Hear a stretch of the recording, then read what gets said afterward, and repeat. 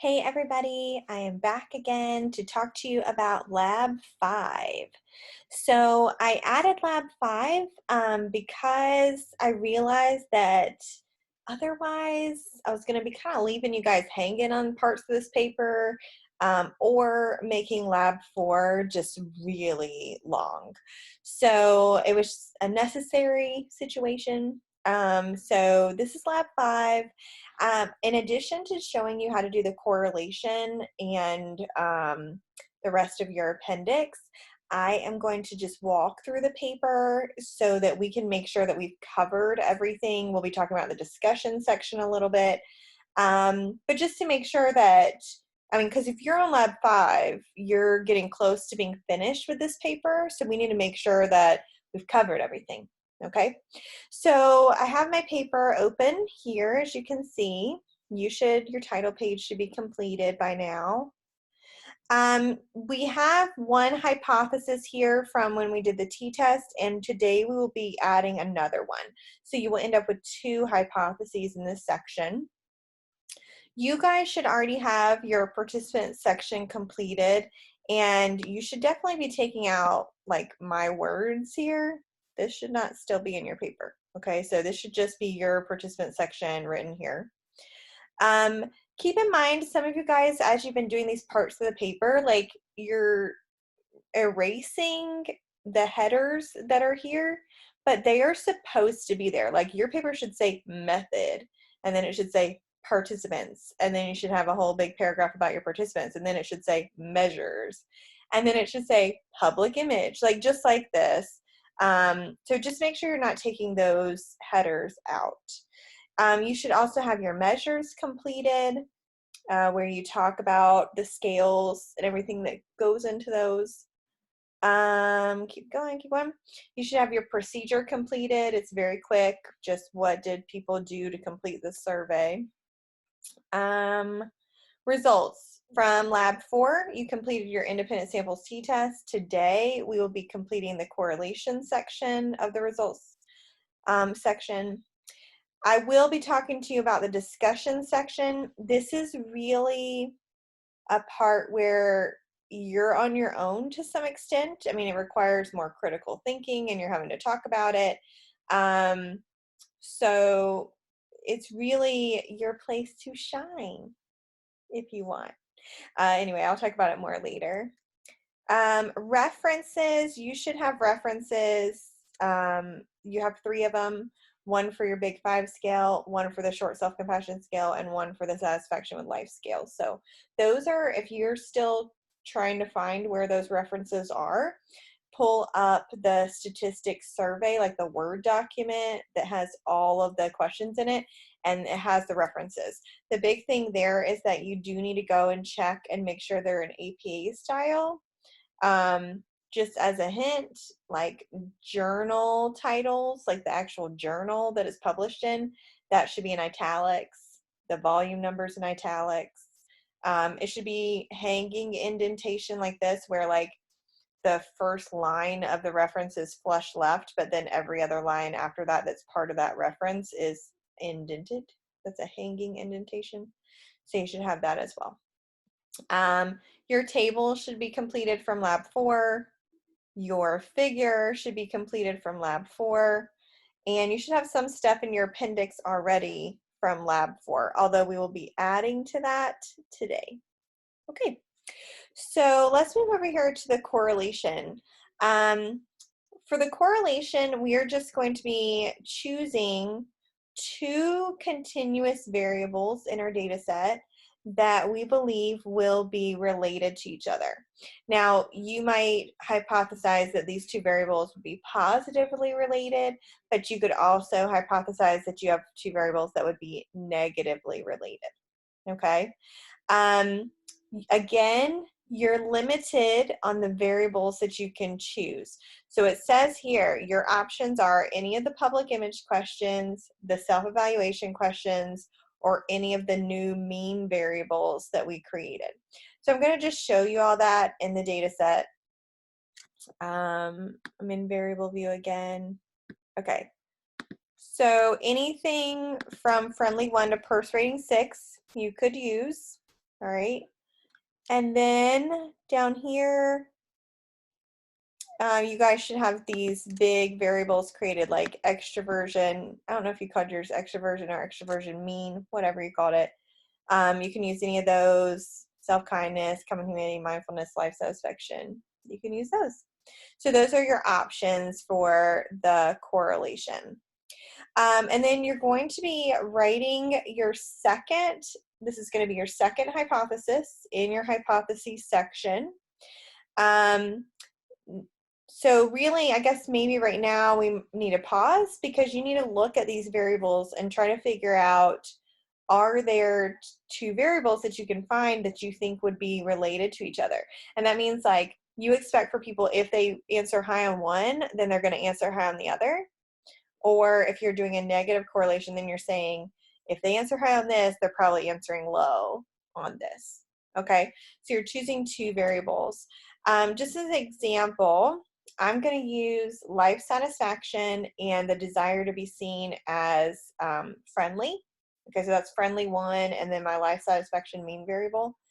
So my hypothesis, and this is in this correlation handout as an example, it is, I hypothesize that participants who are more satisfied with life will be more likely to want to be seen as friendly. Okay, that's what I'm hypothesizing. I'm thinking that people who are more satisfied are more likely to want to be seen as friendly. That's a positive correlation. So note, you can't use that one. You got to pick a different one. But there's so many things you could look at. Like, I mean, you could look at people's physical appearance ratings, and like, if they rate their physical appearance better, will they also rate their musical ability better? I don't know. But come up with two variables from the ones that I've given you as options that you think would be correlated significantly with each other. So in the paper, let me go from my paper. Where did I put it? Where are you, paper? Oh, here you are. Okay. So in my hypothesis section, I'm going to just put my second hypothesis here. It's going to say, I hypothesize that participants who are more satisfied with life will be more likely to want to be seen as friendly. Now remember those friendly variables, the competent, helpless, immoral, all those worded weird. Okay, so that's why here I hypothesize that participants who are more satisfied with life will be more likely to want to be seen as friendly. Yes, that's wordy, but that's what we're asking them, so it's important that I get it right. Okay, so that means I'm going to be looking at life satisfaction in the friendly variable. If you haven't done this, pause me right now and do that. Pick two variables that you think would be related to each other. Okay, so we are going to move over to the data to actually run our correlation. We're going to go to Analyze, Correlate, and Bivariate. Okay, Analyze, Correlate, Bivariate. Again, you know I don't like it like this, so I'm going to hover in here, do display variable names. Okay.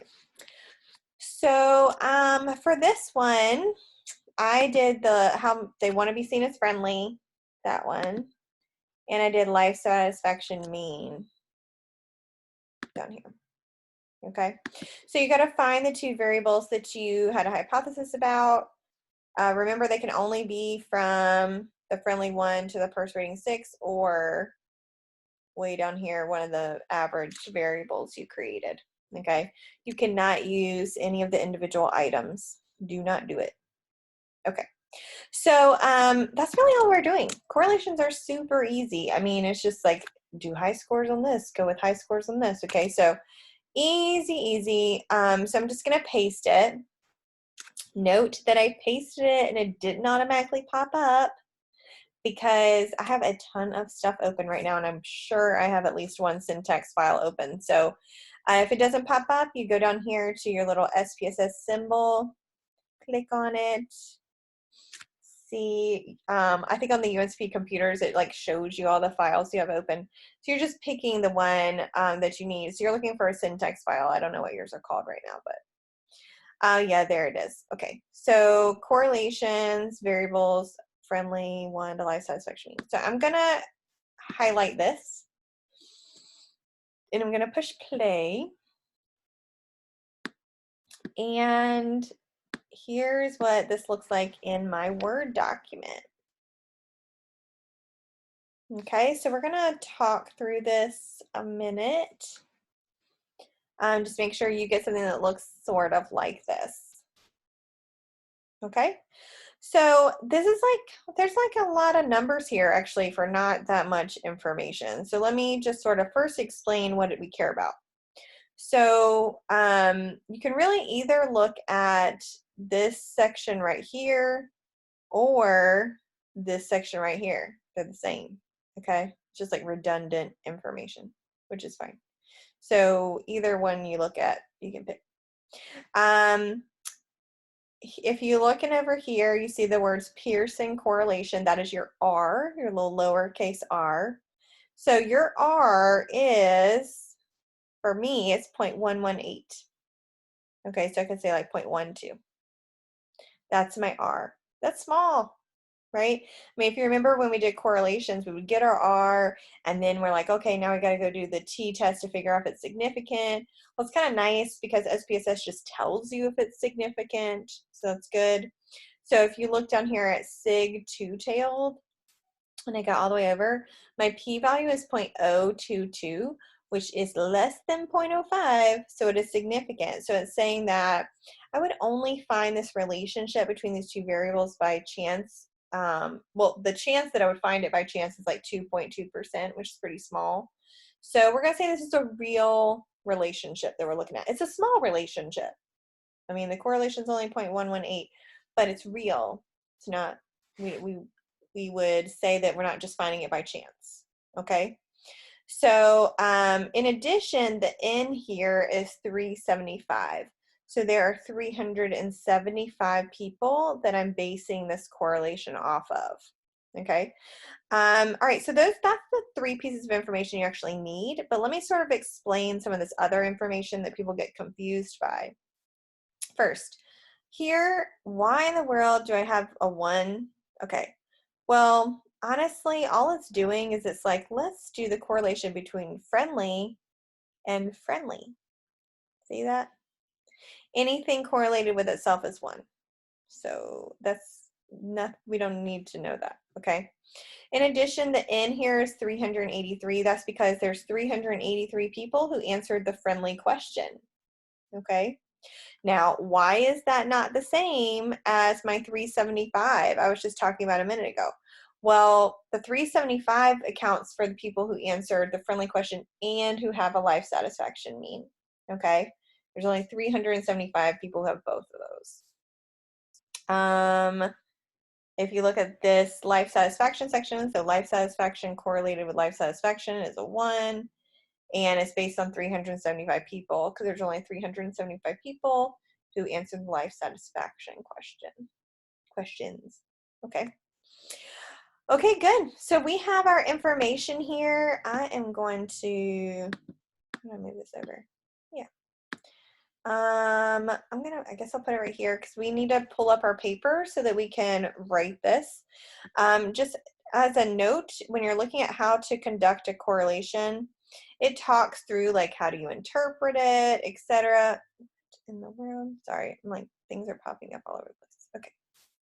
All right, it talks about how to interpret it, whether or not you can reject the null and party, and then it gives you a space to kind of walk you through writing it up, just like the t-test one did, okay?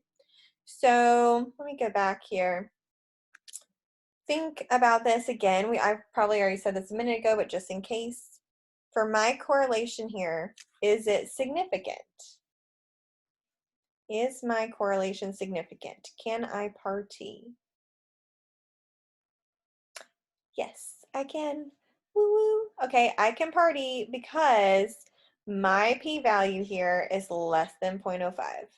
So it is saying that there is a less than a 5% chance that I'm finding this correlation just due to chance. So that's good.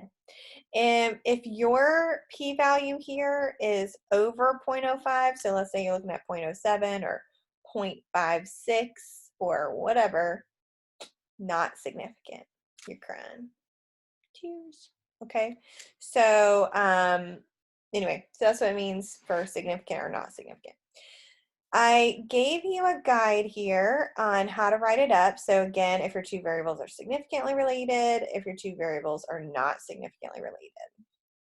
All right, so I'm going to use the significantly related examples. I'm actually going to use the part that says for my example. I would say something like, because that, I think that phrasing will get you closest to what I want. So I'm going to sort of use that as a model in my paper, and you can do the same thing if you want. So we need to go to our correlation section of our paper. Okay, so I'm going to say, oh, that does not need to be in bold, taking that off. Okay, a Pearson correlation was used to assess, I like that word, assess, a lot. You can say measure, whatever, to assess whether life satisfaction was positively correlated with the desire to be seen as friendly. Okay, so you're writing your sentence according to whatever your hypothesis was. Okay, so Pearson correlation was used to assess whether whatever you came up with for that second hypothesis. Okay. Okay, so I get to say the correlation was significant, but not everybody gets to say that. So remember, determine that first. So I'm saying the correlation was significant, showing that participants who were higher in life satisfaction were more likely to want to be seen as friendly. Okay, and my numbers over here in the write-up, those are not correct. Okay, so I'm having to go back to my actual output and look at my numbers. So, but I will talk you through these. So you have your R, that's telling you, your reader, that you just did a correlation, a Pearson correlation. In parentheses, you can put your N for that correlation. Right here, this is the actual value of the correlation. So where it says 0.26, that's going to be the whatever your actual Pearson correlation was. And then, of course, your p-value, which is your significance value. So let me go get mine. All right. So I'm going to put in parentheses the number of people that this correlation was based off of. Then I'm going to put my actual correlation, which is 0.12 when I round it. My p-value equals 0.022. So I'm going to italicize this p because it's a symbol. The r I already made italics. Okay. All right, and once you've done that, then your written part of your correlation section is done. Good job. Let's go ahead, while we're here, let's just copy this sucker. So the correlation box is pretty small, so I think I can just, let's see, will it copy? I'm going to try to just copy and paste it into my appendix. I'm going to see if that works. I mean, we could always do the exporting thing. Oh, that was not working. Those mid-Zoom meetings. Okay. Bye. I know that there's a way to do this, you guys. Maybe. There should be. It's being mean to me. Let's see. Oh, it's gonna make me export it anyway. Ooh, I wonder if I can just, let's try that. Maybe. Come on. No, negative. Oh, fine. If you can get yours to just paste right over, you do that. I know I've done it while I've been on the UNCP computers. So maybe you'll have better luck than me. If you're like me and it's not working, then we're going to go to File. Okay, yeah. File, Export. Remember, make sure this is selected as Word option. I'm going to save it to my desktop again like I did last time. Let's see. It's just easier for me to find it there. And then I'm going to say correlation appendix. Hit save. And then I can just hit OK. And when I do that, I should be able to just go open it up in a fun Word document. Where did it go? Oh, there it is. Okay. I don't want any of that stuff. Don't even care about that. This is really all I care about right here. All right, and I'm going to bring it over to my paper, paste it in. Good. Okay, that's done. All right, going back up here, going back up here. We need to talk about this discussion section, you guys. Let's chat about it. Okay. So for the discussion section, you basically need to talk about your findings, okay? You're talking about your first hypothesis, maybe why you had that hypothesis, why it was or was not supported, okay? And then you'll do the same thing for your second hypothesis. Your hypothesis was supported if your p-value that you reported in your paper was less than 0.05, okay? Your hypothesis was not supported if your p-value was greater than 0.05. So for me, if you're looking at my paper right here for my independent samples t-test, my p-value for that was 0.061, which is higher than 0.05. So it was not supported. And then for my correlation, it was supported because it was less than 0.05. Okay. So for the discussion, I give you some sort of ideas to kind of get you started here. So this is like, did the research support your first hypothesis? In what way? Why did you have this hypothesis? Why do you think your hypothesis was or was not supported? Now, the way that I phrase these sometimes makes students just want to be like really casual in their language and just say things like, well, I thought that maybe if I did this, then it would just make sense, because that's not what we're doing. Okay. So we need to make it sound like it's an academic paper, like it is. Look, the whole rest of your paper sounds all professional. Okay. So don't just kill it at the discussion section. So you can say like, gotta take that bold off. Okay. The hypothesis that, what was my first, I don't even remember what my first hypothesis, my first hypothesis was that older participants were more satisfied with their life. Okay. The hypothesis that older participants were more satisfied with their lives was not supported. Maybe I should I'm going to say the hypothesis that older participants were more satisfied with their lives than younger participants was not supported. Sad. Why is it mad at me about that? I don't know. Okay. All right. Then I sort of need to talk through like why I had that hypothesis. So I'm gonna be like, older individuals tend to reflect back on their life and evaluate it. And then I'm going to say like, I don't know, due to this reflection, they tend to be more satisfied with their lives. In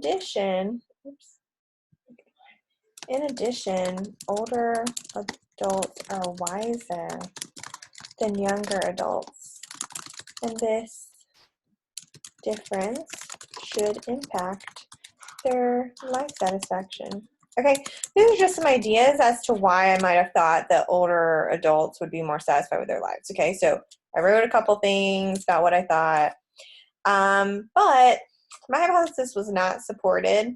So I'm gonna say The research suggests that older adults are not, oh, hold on, that older participants are not more satisfied with their lives. However, this data was collected with university students.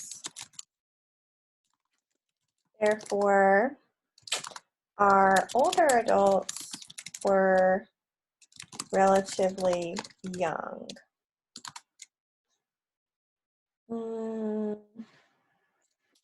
If this research was conducted with a more diverse age range, okay, the hypothesis may have been supported. Okay, so this works for me because our age variable is all messed up, but if you didn't use age, you got to think about some other things, like why is it, if your hypothesis was not supported, really give that some critical thought, you know, like why didn't it work? Remember who your participants are, they're UNCP students. Is there something about that that maybe impacted why it did or did not work, etc. Maybe you were just wrong, but try to come up with an intelligent way of describing that. Okay, so that was my first one. My second one, the second hypothesis was that life satisfaction would be positively correlated with a desire to be seen as friendly. So I would say the hypothesis that life satisfaction would be positively correlated with a desire to be seen as, oh my goodness, sorry, really was supported.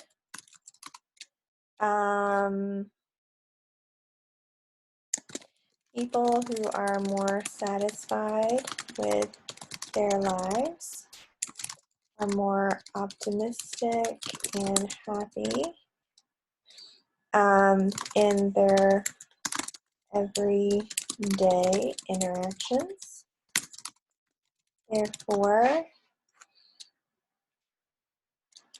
people, let's say, therefore,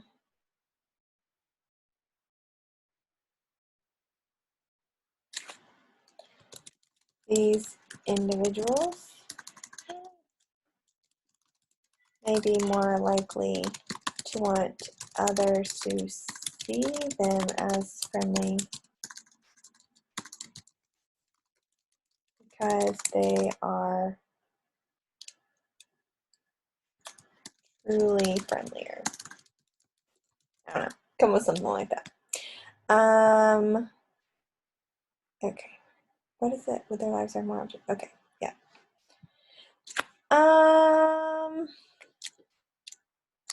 So this hypothesis was supported, showing that being more satisfied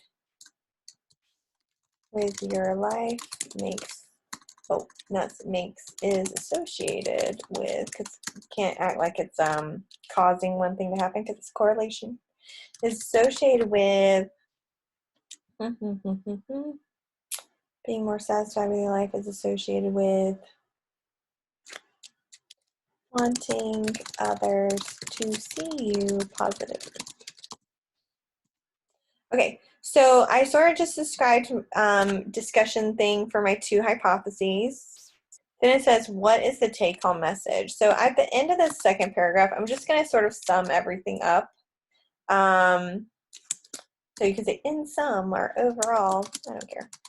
In sum, people who are more satisfied with their lives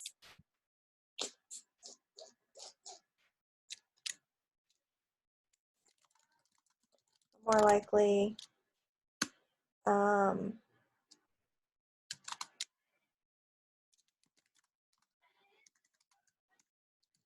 others to see them as friendlier, but people who are more satisfied